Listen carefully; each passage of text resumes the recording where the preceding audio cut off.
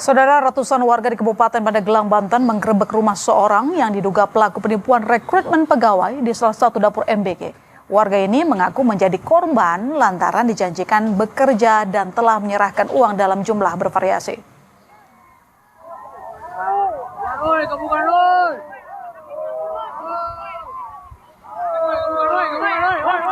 Video amatir memperlihatkan suasana saat ratusan warga menggerebek rumah orang yang menawarkan lowongan kerja di dapur MBG. Salah satu korban, Rania Ramadhani, mengaku jika ia menyetor uang sebesar Rp100.000. Uang tersebut ia berikan karena dijanjikan akan dipekerjakan di salah satu dapur MBG di Kecamatan Banjar, Kabupaten Pandeglang, Banten.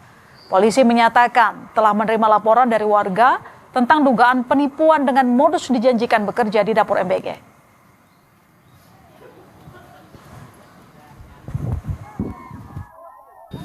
Emang dijanjiin kerja di mana sih, Bu?